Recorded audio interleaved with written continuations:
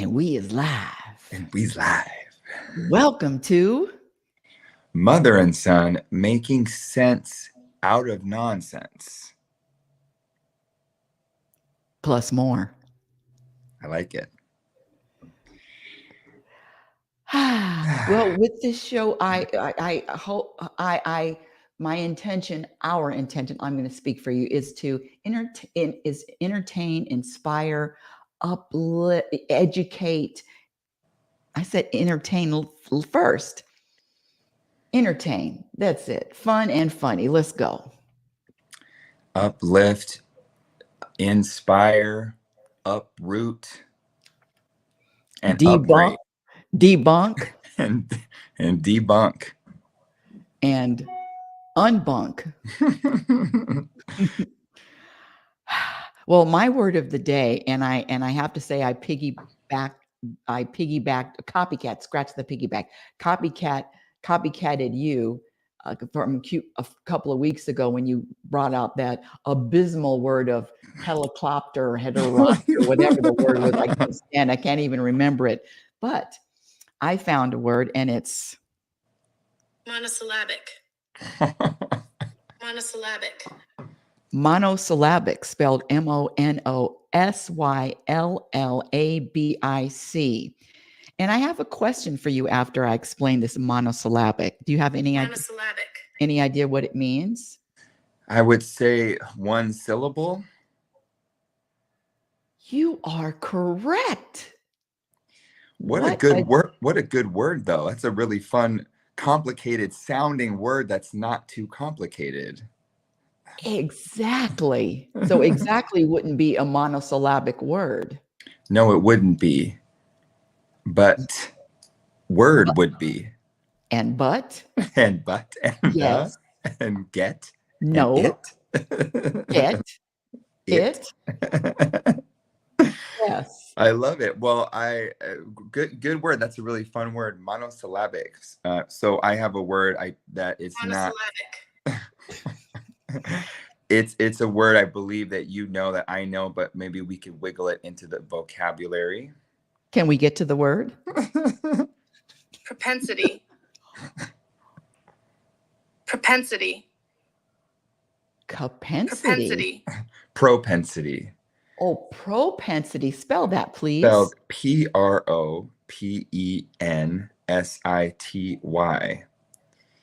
And the definition has a little humor to it, so if you don't mind. A propensity is a natural tendency to behave in a certain way. We all have propensities, things we tend to do. Dogs have a propensity to bark, and many people have a propensity for getting annoyed by it. You had to wait for it. You weren't supposed to see the yawn. Right. I knew I was taking a little bit long there, but propensity. I love that word, propensity. I think we've had that word before when we were maybe in Roseburg. Maybe. Oregon. I also have proclivity, which is a similar word. Propensity. Yeah, it sounds, maybe we have had it before. I like it, propensity. So the object of the game is to use the words as much as possible. And then at the end of the show, whoever has the most points wins. And it's usually me because I am usually always winning. That's right. But what I wanted to share, I have a question for you with these words. How do you come up with your words? Do you search for words? My words come up the last 2 times on Judge Judy. She's used the words. Oh, that's so smart. No, I randomly searched. I looked up the word gift and I looked up synonyms for gift. And a lot of these words came up, and then propensity came up, and I looked that word and it just felt right. I love that word, propensity. So you have a propensity to be curious and do a lot more research than I do. Yes, I do.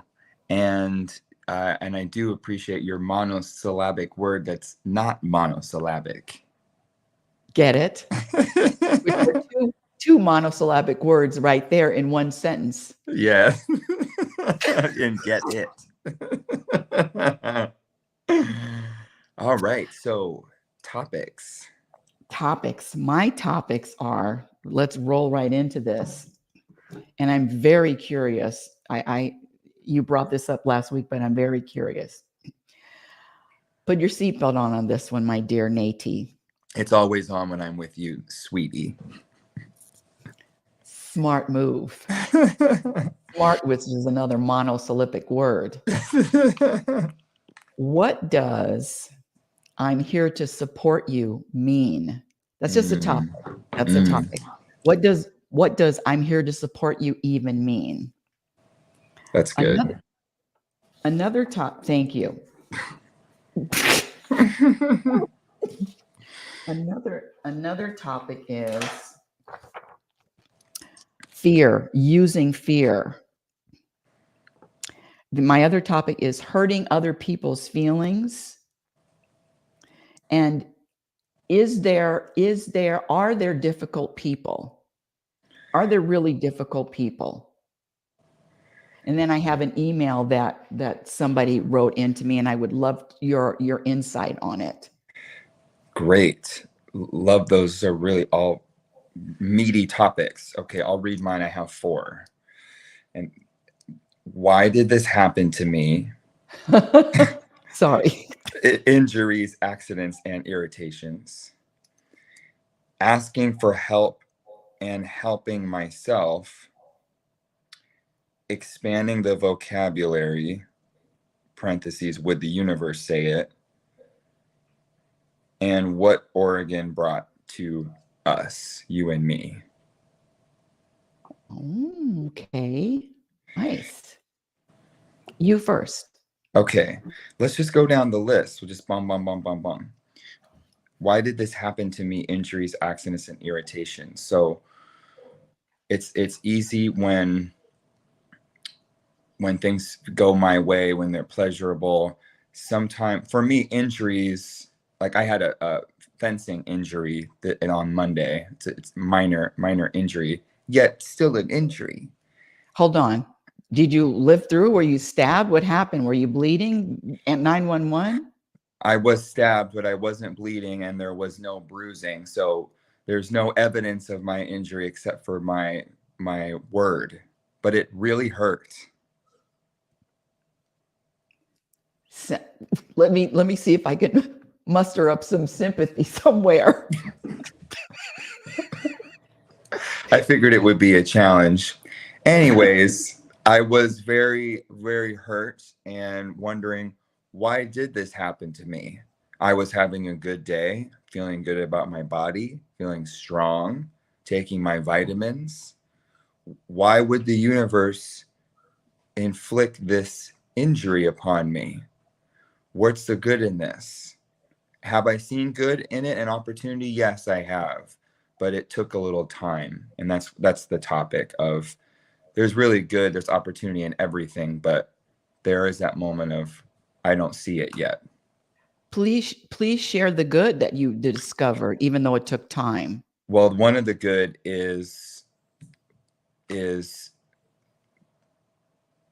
I got hit a little higher in my chest. When I breathe lower, I didn't feel the injury, breathing really low. And there's benefits to low belly breathing, to using your diaphragm. It's a healthier way to breathe. So it helped me practice that, which I already knew that, but I wasn't necessarily practicing it. That's a really big one. When I went to Florida, try not to talk when I'm talking, but okay if you do.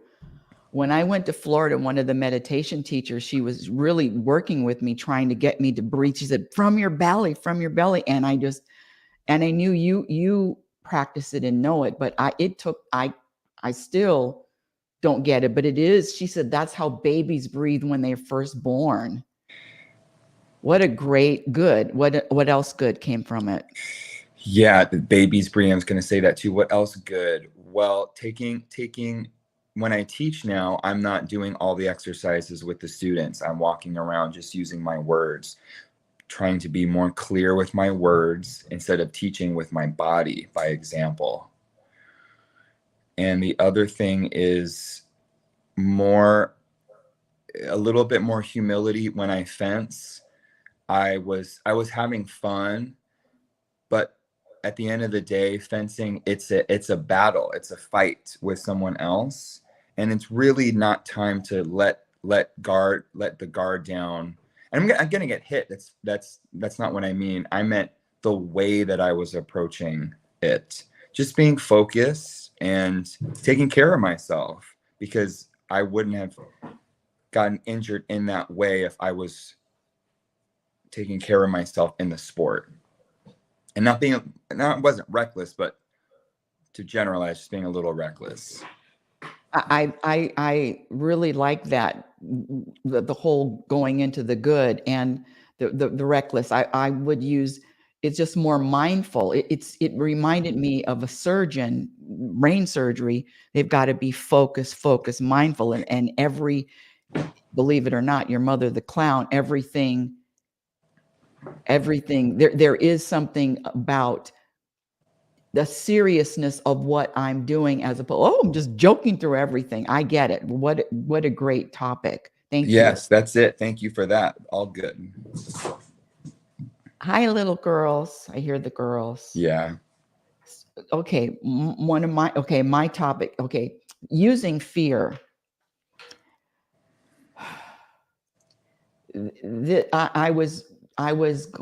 I'm going to purchase one of those Beamer machines, and I'm looking at them on eBay. And one lady here, she's a distributor for Beamer. Hi, girls. And I told her, and she's been offering her used ones. These machines are really well made, and they also monitor how many hours, so you can tell if somebody's used it for 800 hours, 15,000 hours. I'm looking for a machine that's lower hours. Anyway, I found one on eBay that I really liked, and so she emailed me back and she says, well, be careful, because those Beamer machines on eBay, they're not real, they're counterfeit. All of this fear trying to make me be afraid, and that is a tactic that is used, this fear. And it reminded me of you, Nathan, when you told me, this was a couple of weeks ago, you said this fear thing, but I know that I can overcome or rise above or get over whatever is going to confront me. And so, okay, I may be afraid, but I know, I trust that I can get over whatever it is, whatever circumstance I find. So what, I get a counterfeit Beamer, so what? I just remember that with your saying that it's okay. So if I'm afraid, but not to get over the fear, but know that I can get over whatever happens. That's really big. I was hearing two parts of that. One is what do I do with fear? Because sometimes fear for me is a sign to just pause and not move forward, or just to take a pause. And the other, sometimes fear is inviting me to keep going. Like we talked about when I did the bowls for the college students, and I was a little afraid of how the session would go, what they might think of me, but I was so focused on moving forward that it was an invitation to, I use the word, have courage to go to do it anyway. The other thing I really like what you said is, even if I am afraid, whether I'm being told to pause or move forward, whatever the outcome is, trusting that I can handle that in the moment. Because that fear of, if you purchase this Beamer in the future, you might do this in the future. Well, let's stay in the moment. And that helps me with fear too. Yes. Like right now, talking to you, I'm just on this computer talking to you. It's really simple. There's really nothing to be afraid of in this moment. But for me, and then I'll say this, because I do consider a lot of my energy and mental space being taken up by the voice of fear. Growing up, what are they going to think of me? What grade am I going to get if I don't get into the right school? All just so much fear, just giving that entity a lot of time and voice. So coming from that, I need to be careful that I'm not going into. Was that a yawn? Oh, was No, that no, going no, into I'm listening. habit? No. Oh, going into it because I just have a habit. I can have a habit, so it's not even a choice sometimes. Just breaking that habit It's a little by little. program. It's a program. Well, fear is a program. Okay, good, good, good. You're stopping and starting. I don't know if it's your Wi-Fi, but that's okay. I can still hear you. Oh, okay, okay, But yeah, so that was my topic, and then now your topic, another topic. That was a okay. good one. Yeah, really good. Okay, so I'll go to the next one, asking for help and helping myself. So I wrote this because I was carrying the bowls yesterday to teach class, and I thought of you reminding me that I don't have to carry everything myself. I mean, this goes for everything, groceries, and I don't, I've never asked for help carrying something into Equinox, but I felt I'm still a little sore. I had to make 2 trips, and I asked and I didn't know who I was going to ask. Inspired to ask someone when the time was right and the person was right. So I asked a trainer who I've talked to very briefly, and he was more than willing to help. And we had a lovely conversation walking to the car, coming back, and I felt good that I asked for help. And then the last thing is, on the way back out of the gym, I didn't really find anyone to help. So I thought I can do this myself. So I just made 2 trips. So that's the topic, is when to ask for help and when I can just help myself. Can you go out and come back again? Only because it's breaking up. Yeah, go out Okay. and come back again. Okay. Beep, beep, beep, beep, beep, beep, beep. Good topics, good topics. Asking for help. Well, what I'm going to say is, when he comes back, what I'm going to say is, let's see, add to stage. There he is. Perfect. I don't know that, but the internet was yours freezing up. Okay. How was the sound? Okay. The sound was great, but that's good. yeah, but the sound was good, but you're freezing up. Okay, let's go back to your help. I love that helping thing. I'm telling you, at this age, at 68, believe it or not, uh-oh, I missed it. I'm going to be drinking a lot, so. Oh. Well, whenever I'm gonna put it close so I can pick it up as soon as you do. Copycat. At this age, I'm asking for help all the time. I don't even lift, very rarely.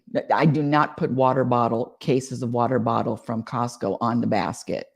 I wait, and people help me. Even I have been loading them in the car, but I used to not load them in the car only. But I said, oh, I need to at least stay strong, keep my muscles strong. But I ask for help all the time, and there is no shame in my game asking for help. I love that. I would want to dig a little bit deeper. And then you said sometimes you carry it in yourself to work on your strength. That's what I'm talking about. So that those moments to know, I want to do this, no, I want to ask for help. And then, have you always been able to ask for help? No shame in your game? Did you not need help, want help, or where are you at now with that? Well, at your age, at the young age of 39, no, I usually did not ask for help. But now at this stage, I ask for help all the time. Help! Help! Help! Help! Help! Help! Help! Somebody help me! Help Help! me! Help Oh me! yeah! Help! Help! Help! Help! And you know what, Nathan? With that vibration or that energy of asking for help, I get help. It just comes to me. I don't even have to ask. The other day, what happened? I was something. The car was in the driveway, and this guy was walking his dog. I don't know what he says. Can I help you? I mean, people, and even in Roseburg, in Oregon, I remember going to the post office, and I had packages. I mean, I could have carried them, but they came up to me. Can I help you? So that I believe I may be off, but having that open energy of receiving help. I'm here to receive help, and it just comes. And then I make a decision, yes, I need it, or no, I don't need it. But that energy of I receive all help at all times. Mm. Amen to that. I really felt that. What do you say we go to your topic and then intermission email after your next topic? Yes, thank you. Okay, my next topic is, and this is the one for the seatbelt. What does I'm here to support you really mean? And that whole, so I have a question for you. Do you feel that I support you? Yes or no? Yes. Okay. Thank you. But and you could have said anything. So do you feel I support you? I do feel I support you, and I feel like I need to feel that you support me. But I've never said I'm here to support you. That's true. So you can feel it by my whatever energy and my behavior. So this whole thing about what I support you, what does that mean? So does that mean that if you, when you, not you, but do people say that to me, does that mean I have to support you back? Because it feels like an obligation, and it also feels like future. It's just I'm here to support, and it's not you saying it, it's the world saying it. Oh, because somebody told me I'm here, how can I support you? Can I take that support to the bank? I mean, how can I support you? How about this? Because one lady, she gets people on stages. How about get me on a stage? That'll support me. I haven't said it yet, but what is that? It feels programmed. It feels obligation. It feels future. It feels, you know what it feels like? It feels like, have a nice day. How are you doing? That's how it feels to me. Great topic. I think it's a really appropriate topic after what we just talked about, asking for help. If I was carrying, if I wanted those singing bowls to go in the gym and someone said, I support you with bringing your singing bowls in the gym, I would say politely, F you, and keep it moving. Can you say F you politely? Right. Well, maybe we can't. If anyone can, I can. I can't too. F you. F you. F you. F you. And so, okay, support you. So, and if someone said, how can I support you in getting these bowls in the gym? I would say you can support me by carrying them into the gym. So I think there's a question, the topic part of it is action. What are you doing? What do you mean? I hear the words, I hear the sentiment maybe. And you told me, you said you don't use that word with me, but you do have that energy and action step with me, answering my phone calls, listening to me on and on, celebrating my victories, rooting me on, financially helping, the action steps to support. So that's what I'm hearing is the difference between action and then future too. I support your endeavors. Well, what are we doing right now? I don't support any. I support your. In other words, it just feels like words to me. I support you. Shut up. Leave me alone. Stop supporting me. Well, I think there's room for, especially in your case with the support and the word. If you don't use that word, is for some more clarity. If you support me, what does that mean? And then, and what do I want? Do I want support? Do I need support? Do I need help? Do I want anything? But so and then we're going to wrap this up. But the whole thing about support, it feels like an I support you. So if I say I support you, does that mean you have to support me? Is that some kind of obligation? Is that some kind of game? Is that some kind of strings attached? What you support? Oh, then so how can I support you? So that means I have to be obligated to support you. Oh, it's horrible. It's one of my triggers. It's one of my buttons. I don't need your support. If you want to help me, just help. But Anyway, that's a button for me. That's a button for sure. It's Yeah. a button. It is. And so now what do I do with my buttons? If I have a button, if I have a trigger, it's my responsibility to get rid of them. Next topic, your topic. Yes. Email. Email. Intermission. Okay, intermission. Thank you. Let me find it. It's right here. It's right. Okay, listen to this. Okay. This person says they were raised with conditional obligatory guilt programming, thinking that if they didn't call someone, or stay in contact, then the other person would think that they don't care. If they don't behave in a certain way, then the other person says, well, you don't care about me, you didn't call. That's the first one. This is the second. That's part A. This is part B. Here we go. There are people who would, for whatever reason, intentionally act in ways that impact us financially, legally. False allegations and lies have deep roots and possible consequences. That's very hard to minimize that impact. So the first one is, can I really hurt someone's feelings? But the second one is, they believe that there are people here that they are going to be impacted. One of the students in class said that, and the words were, my ex-wife going through a divorce, she's trying to ruin me.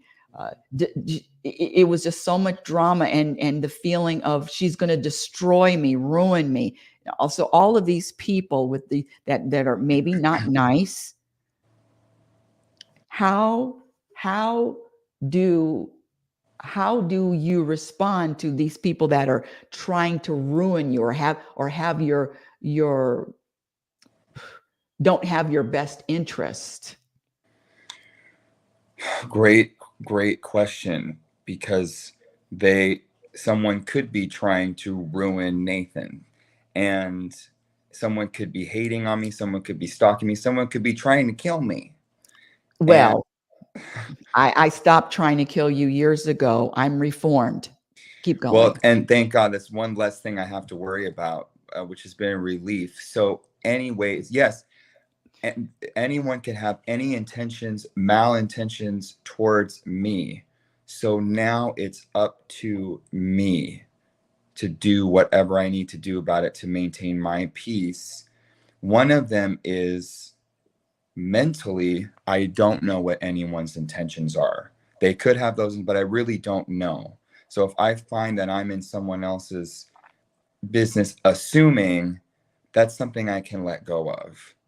Now, if they're really coming at me with, like you said, there's legal, making an impact, then now I can also respond in the moment with action.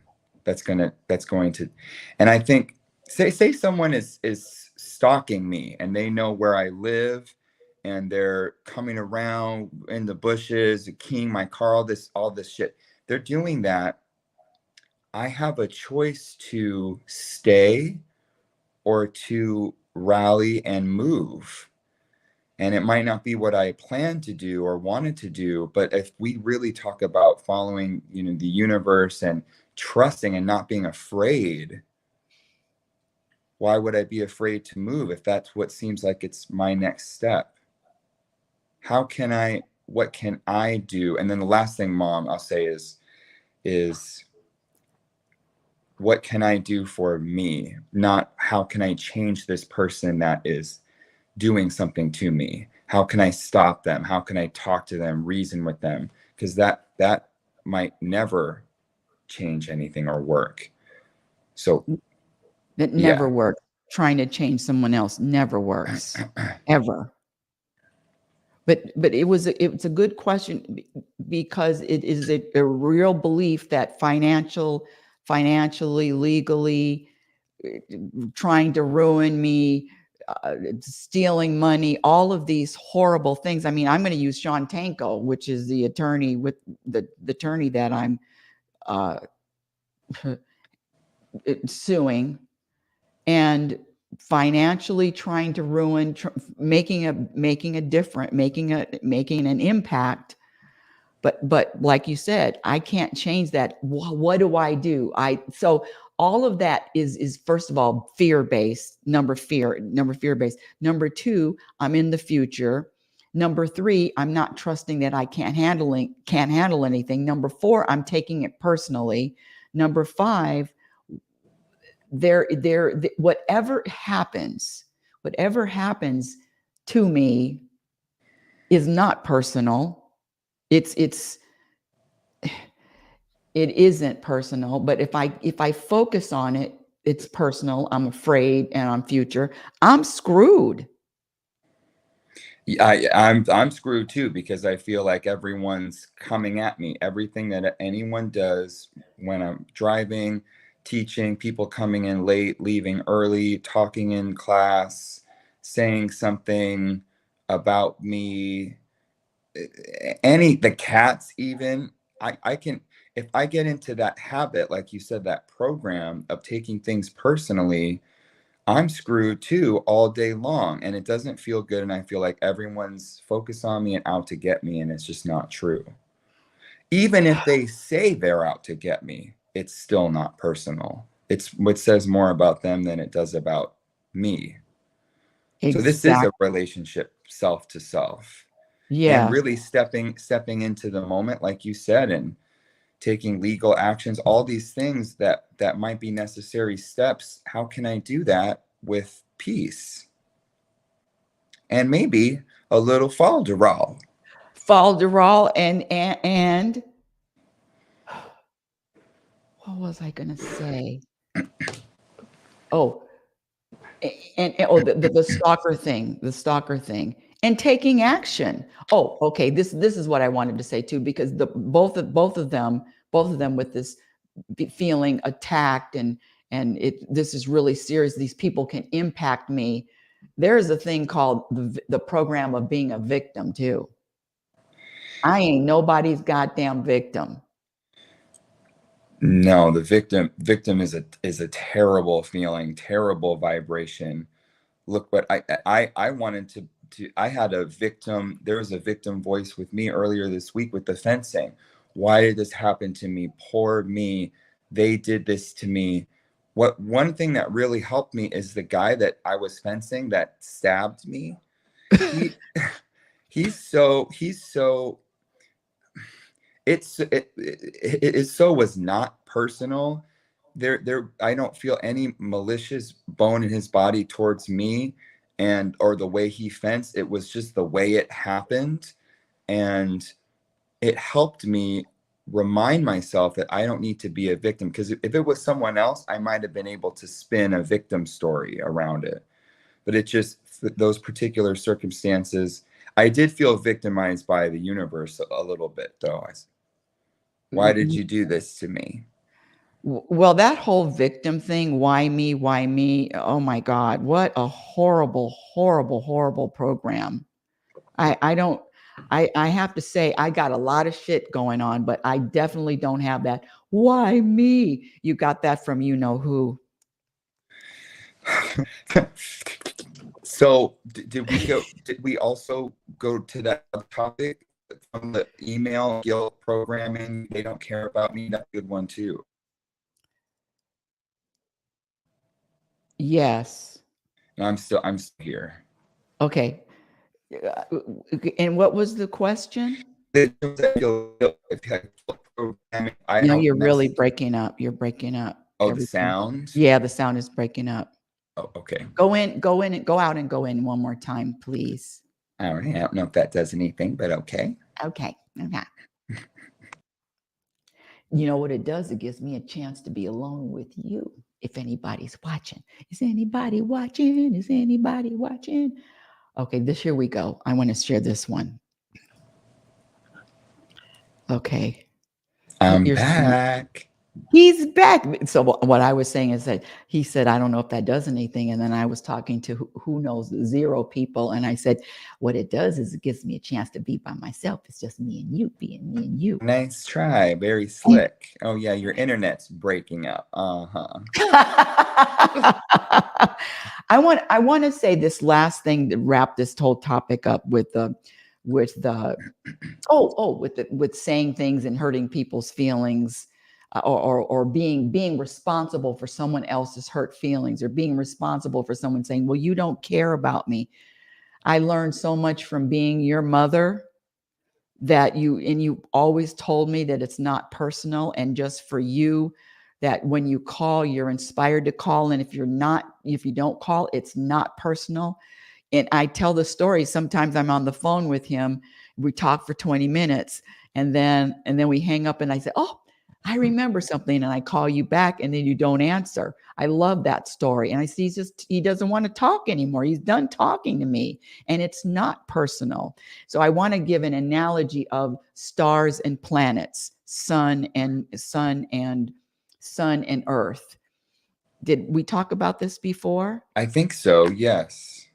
The sun and the stars don't need anything from the earth. They don't need anything from the planet, but the planet needs the star, the sun to survive. The planet needs. So my practice is to be an entity within myself that is not needing anything from a human.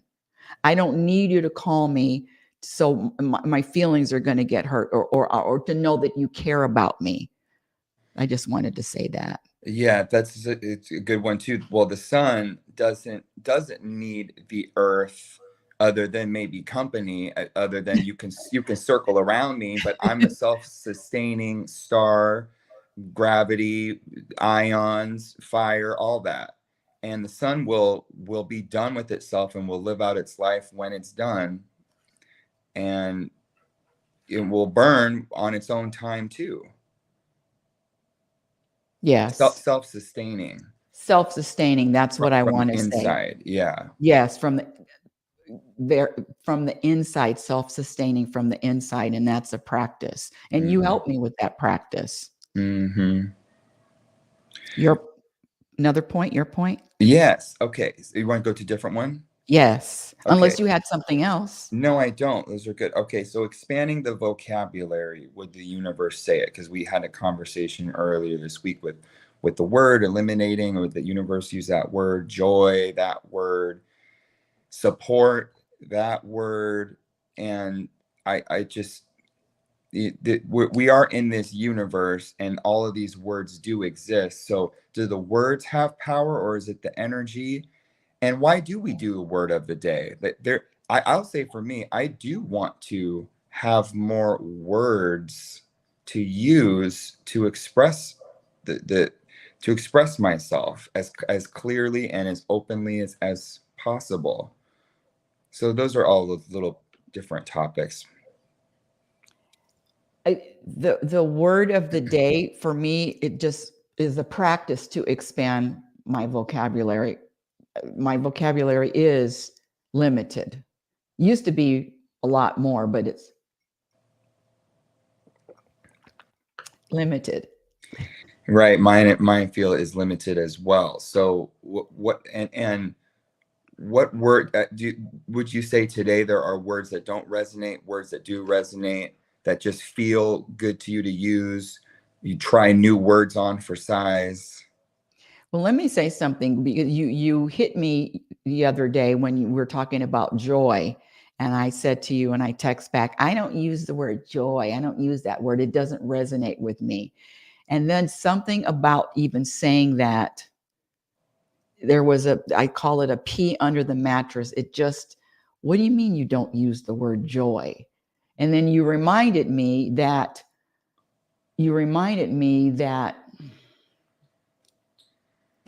for me, that's a program.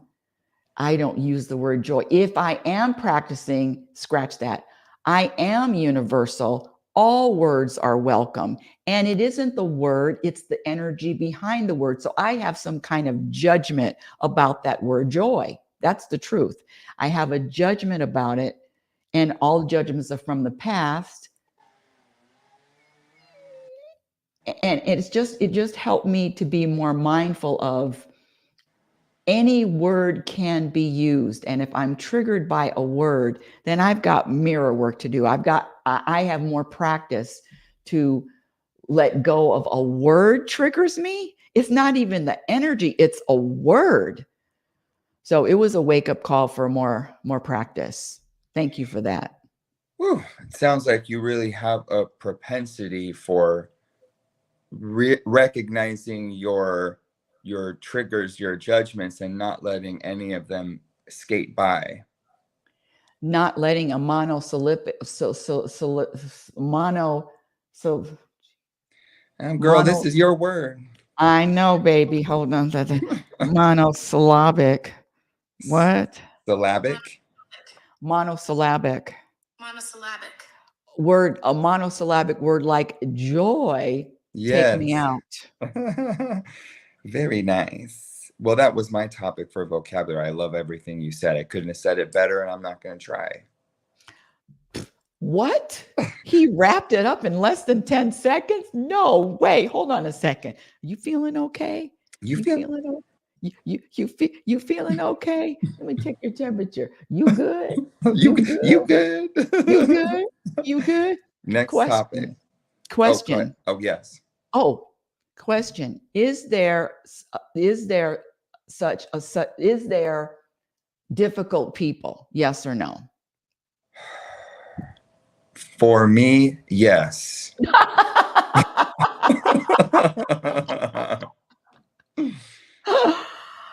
I asked that in class, and the answer is a resounding yes. The answer is, is an elephant bothered by a gnat on his back?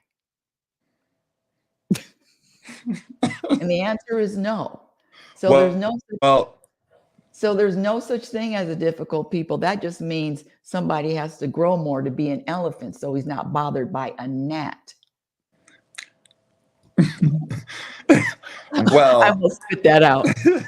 Well, the elephant, the gnat is not a difficult person, entity, animal for the elephant, but the elephant is a difficult thing for the gnat.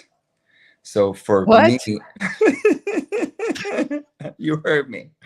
So for me, yes, there are difficult people for me, and the same person is not going to be difficult for you. And I think this person really bugs me. They really annoy me. They really trigger me. And for someone else, it's their best friend. So I think people were put on this planet to be difficult for me. What? And I think that's the point. If I said is tennis a difficult sport? Someone who's not coordinated, who's not athletic, has never played before, they'll say, this is so difficult. Is tennis so difficult? For me, it's not difficult. I'm not talking about tennis. Well, I am. I'm talking about a person. I'm not talking about an athletic skill set. I'm talking about a difficult person, which for me means that any annoying mother effer, if I'm grown,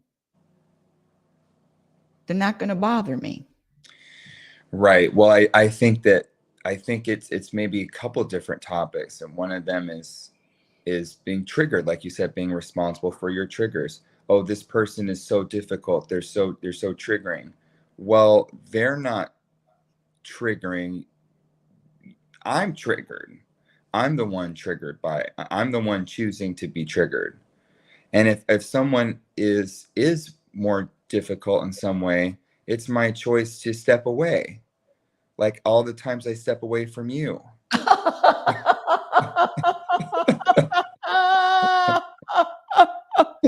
I knew that would hit me. You don't mean step away, you mean run away. You mean run away. Run away, run away. No, step. This is running. Running. Yeah. But Well, that's a good topic though. I'm here to say that there's no such thing as a difficult person. And it was so funny because 90% of the people is, do you know a difficult person? They're raising their hand. And then I said, no such thing. Oh, that's why I don't have any friends. Well, it's a partial truth. There's just a little bit more to tease out there. Exactly. Yes. I'm Last, oh, yeah, no, I'm going to say I'm growing into an elephant. If somebody's difficult and annoying, then it means I have more growing to do. that makes sense to me. Thank you. My last topic is what Oregon has brought to us, you and me, as our little family unit. And I was inspired because I was looking over our text this last week, and you sent me that video of you couple weeks after moving to Oregon. And this is 5 years ago. 7 years ago. I was in Oregon for almost 5 years. It's been 2 years here in Vegas. Oh, wow, time flies. 7 years ago. Time really does fly. And I think Oregon was such a curveball, game changer, different environment, different energy of the people, of the community. The house was different. So that's my topic. And I also wanted to rope us into as a mother son. I mean, it is a show entitled Mother and Son. So Yes, and remember, mother is first. yeah, so mother can go first. So mother says that that the whole time of living in the middle of a forest surrounded by trees, it just changed everything, changed my perspectives, dropped judgments, my perspectives about people, judgments about hunters, judgments about people that skin animals, all judgments about how I looked. I had to wear makeup. In that video, I was wearing makeup. In that video, I was wearing mascara. The whole, just dropping all of that programming of having to look a certain way, feeling comfortable with myself, feeling comfortable in my skin, just letting go, shoulders down all the way. And then when you came to live with me for 6 months, which was the best 6 months of my life, it's the experience. I don't know if the experience can even be, all of it can even be verbalized, especially with the monosyllabic word. Especially with a monosyllabic word. Yeah, it's very true. I love everything you said. I'm listening to you thinking about you there, me there, us there together. It seems like, and I will use a monosyllabic word. It felt like a break. A break. A break from California, a break from city, a break from our routine, break from the sounds. Just a break. It was really quiet there, really quiet. In fact, when I moved here, it was a challenge to listen to traffic coming from a place of dead silence all the time. Mm-hmm.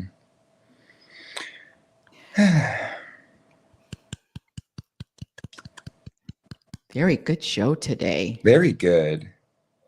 Yes, very good. 1, 2, 3. All right. Stare out.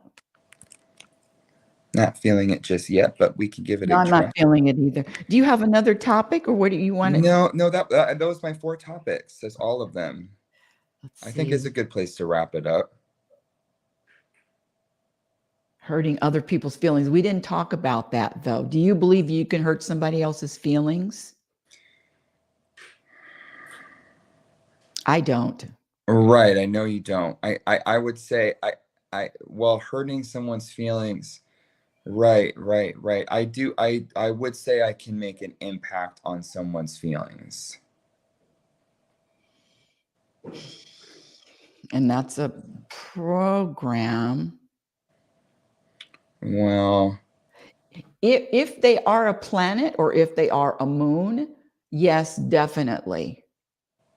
But the truth is that the truth is I'm responsible for my feelings. If I take something that you say to me personally, and I have, if I listen to your words and oh, he said something, I'm focusing on you, I'm not focusing on me. Yes, I of course, but I know that if I do feel hurt or bothered or heartbroken, it's because I'm programmed to feel that. I'll say this. I'll say what's coming to me is I am responsible for my feelings. Whether someone says something, does something, I think they hurt, whatever story I have around what they did or what they said, anything, even if no one else is involved, I have a story about my feelings. I am responsible for every feeling I have because it's my feeling, and it tells a very it tells one part of the story of what's going on. It's my particular feeling, and I'm responsible for every one of those feelings. And sometimes they come in and come out, and I don't even know why. I can't even make up a story if I tried. Okay, taking it to another level. I'm not going to say I'm responsible for making a judgment about my feelings. Though that's better. That's better said. Yeah, I'm responsible for making a judgment about my feelings, and I'm responsible for having a preference of feelings. Oh, I prefer to feel this way. No preference, no judgments about my feelings. My feelings come, my feelings go. That's what I'm here to do. I'm here to feel. Oh, by the way, Bashar, I didn't send this video to you, but when he starts off with this, life is meaningless. Well, speaking of coming and going, Gotta go. It is time to go. Okay, let's go. We don't even have to do stare out. No, we had enough falderal sprinkled in there. Yes, and thank you for the monosyllabic show today. Show enough. Okay, we're about to say bye-bye. Bye-bye. Bye-bye. Subscribe. Bye-bye. Bye-bye. Bye-bye. Bye-bye. Bye-bye. Bye-bye. Bye-bye.